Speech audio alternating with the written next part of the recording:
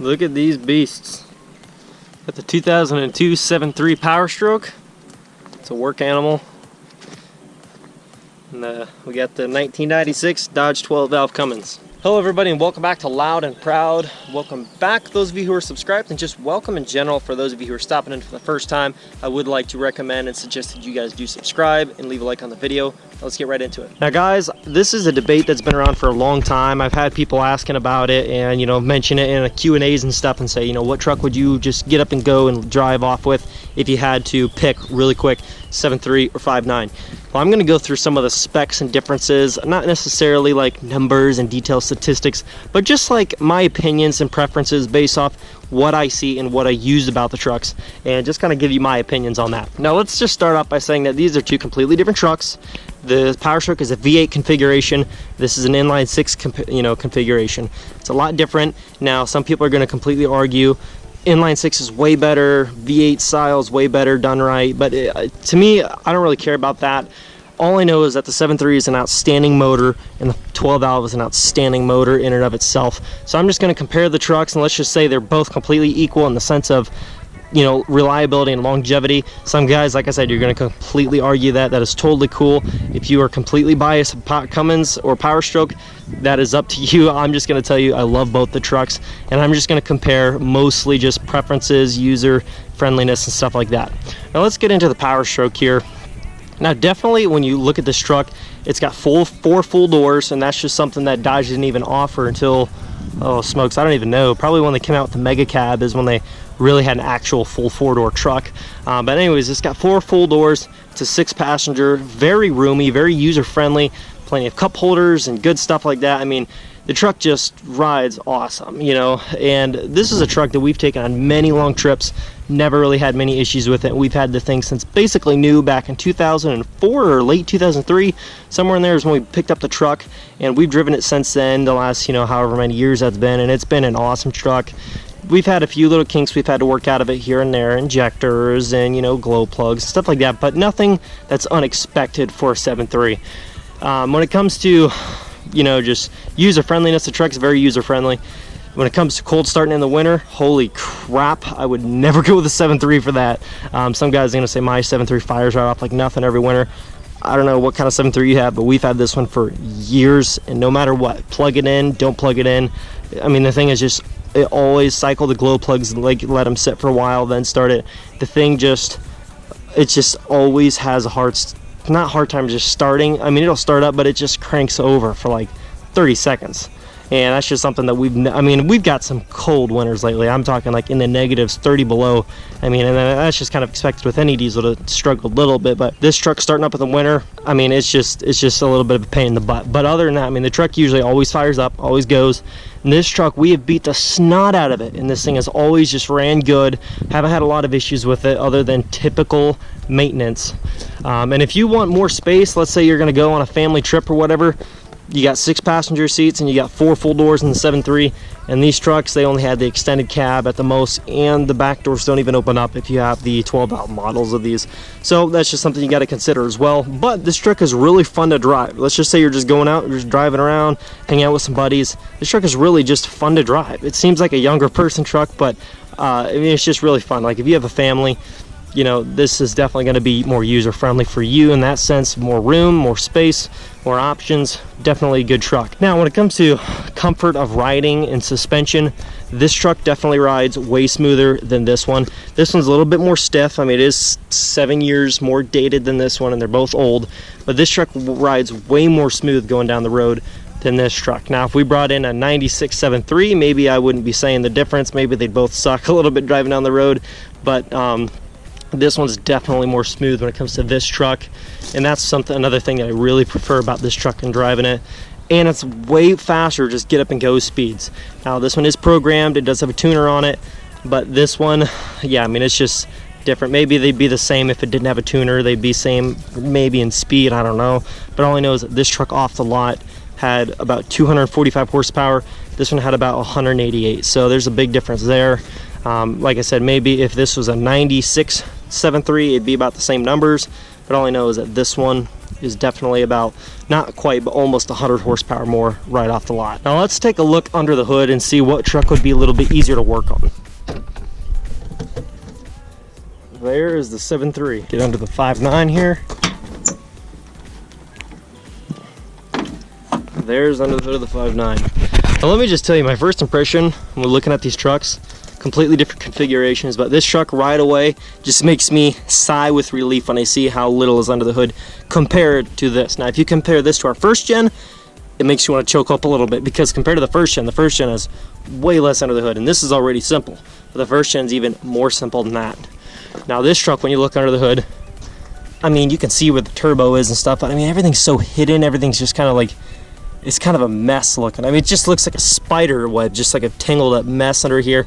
Now, I mean, they're just using every little aspect of the truck, but from a perspective of user friendliness and just knowing how to fix it without even have to really think about it much, you just know, looking at it, this is this is that, and you know, etc., etc. That truck definitely looks more user friendly just at first glance. Now there's some Powerstroke guys out there that are just diehard Powerstroke guys. They're like, I would never work on anything but a Powerstroke. They're easy to work on. Then there's those Cummins guys. I would say I'd never work on anything but a Cummins. Cummins is the way to go. Easy to fix, easy to maintain, and you know, they both are right in their own sense. So under the hood, that truck is definitely easier to maintain than this one. And when it comes to cold starting, I kind of mentioned this one's kind of tough. These 12 valves, I can't speak for this truck for sure, like this exact truck, because I haven't had it in the winter yet. But all I can tell you is the first gen that we have, the guy that we bought her off of, he said, I had a 7.3 and that thing was a dog to start up in the winter. I mean, it cranked and cranked and cranked and cranked and cranked to get it to go. He's like, that 12 valve, never plugged it in, nothing. I just cycle the grid heater and it fires right up. Now, what truck do I like in terms of design more? In terms of boldness and just making a statement, what truck do I prefer? In its current state, that one, because it's got a lot of updated things on it now. The grill, the headlights. Grill, we still got to do some things on. We got to get the F and the R for the grill. Right now it says DODD. That's just a copyright reason or trademark reason. They're not allowed to put Ford on it because it's not a Ford product. So don't give us crap about that. We're gonna order in the parts, but it's just, that's why. Anyways, guys, right, just sitting the way the trucks sit, I'd probably take this one in terms of styling. They're just better looking in terms of styling for the year that it is. For the 2002s, even in the Dodges, I just love the styling of the Fords. They're just cool, they're just simple, but they're just bold. These trucks, if they have any lighting up top, cab lights or updated headlights, grill, all that stuff, updated tow mirrors, everything, maybe I'll change my mind. New tires, because these tires are bald as crap. Maybe I just take this truck right off the bat just because it looks better. Maybe, I don't know. But just right the way they sit, I honestly like the look of that truck more, just the way it sits right now for the trucks that they are. Now, like I said, guys, when you come into the interior, these trucks are definitely a fun truck to drive. No doubt about it. They're very fun to drive. They're definitely more user-friendly than the older 12 valves, but still just not quite as roomy, not quite as many options as the Ford has. It's still got your cruise control, your four-wheel drive, and all that stuff, but the Ford's just a little bit different. Coming up into the Ford here, we got the steering wheel wrap on here right now. It's looking really rough.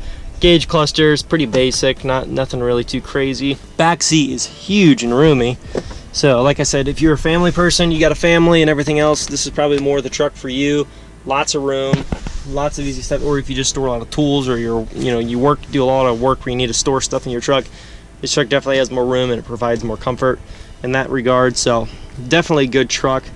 They're both great trucks. The four-wheel drive on this one is electronic. You do have your four-wheel drive right here, but you've also got lockout hubs on it, which is something that we think every truck, even the new ones, should offer, because these are just, they're just amazing to actually be able to manually lock your hubs. This truck will go anywhere with the hubs locked. And this truck, I don't know if it's just this truck or maybe they had an option on the other trucks if you wanted it, but this one does not have locking hubs on the front. Why, I don't know. The first gen does, and that makes it way nicer if you got to get in your four-wheel drive and it'll actually lock in and you know it's going because you got that four-wheel drive in. Definitely the way to go is locking hubs, I think. Now let's talk about reliability in terms of not necessarily the motors, because we both know they're very solid motors. In terms of transmission, these trucks, I believe they have the 47 RE in them, and they're pretty much junk. Transmissions are crap. comparatively to, like, let's say a Chevy Duramax with the Ford Powerstrokes. They have a better transmission option in them. How much better, some guys are going to argue that, but I think it's definitely a better option. In terms of transmission longevity, we've got almost 300,000 miles on this truck and yet to have a single hiccup with the transmission at all.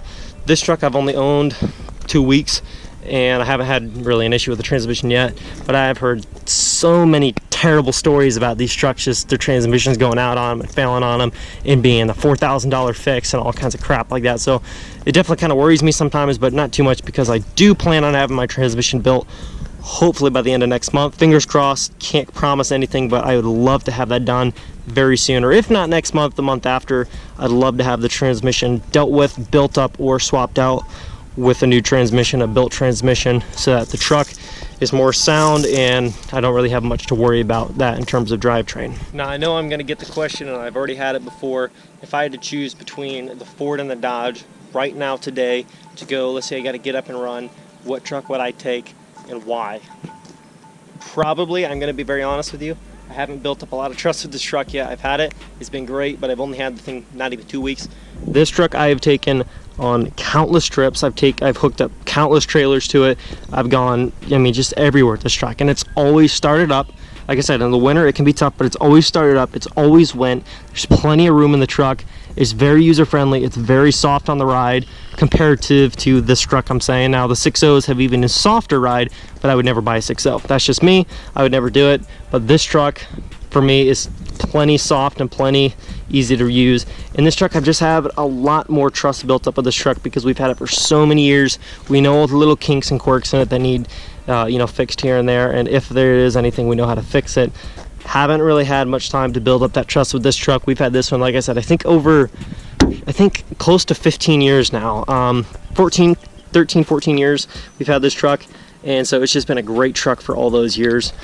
I haven't owned that truck that long yet, so I can't say I have quite as much trust with it. But this truck, I just, like, if I had to go, let's say, to California right now, I'd probably take this truck. Transmission, I'd feel safer about it. You know, all the just odds and ends, just using it for so many years, I would definitely feel better driving this truck. There you have it. I would take the 7.3 currently with the current trust and current time that I've had with it. With my truck, I'd probably still take the 7.3 right now.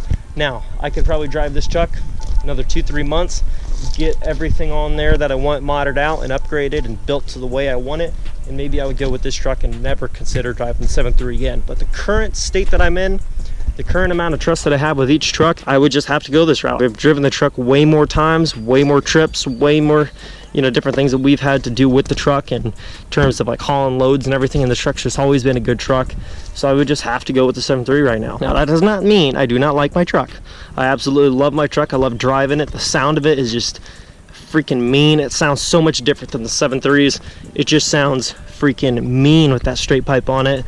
And the 7.3 definitely sounds good too, but it's more of like a smooth, I don't even know, it's just more of like a smooth tone on the 7.3. You just hear that turbo wind up, and it just sounds smooth, like smooth power. This truck just sounds like, it just sounds freaking mean. I don't know how to say it. I mean, it's smooth power too, but it's a different kind of power. You just hear that turbo screaming when you put down the throttle and you see your boost gauge go up. I mean, it's just a fun truck to drive. But anyways, guys, that is where I stand with the two trucks right now. Definitely love them both. They're definitely both great trucks. I'm not saying don't buy a 5.9, buy a 7.3. It's totally preference. They're both great trucks. You just got to know what you're doing with them, and I don't really know right now what I would do on this 5.9 if something went wrong right now. I haven't had it long enough, but that is why I have a different truck than what we're used to learn something new, to get to know something different, but something that's still reliable in and of itself. So that's where I stand with the trucks. Hope you guys enjoyed the video. If it helped you out at all, maybe just wanted my opinion on it, that's where I stand with the trucks. Hope you guys enjoyed the video. If you're stopping in for the first time, definitely leave a like, comment below, subscribe if you are new, and I'll catch you guys in the next video. Peace.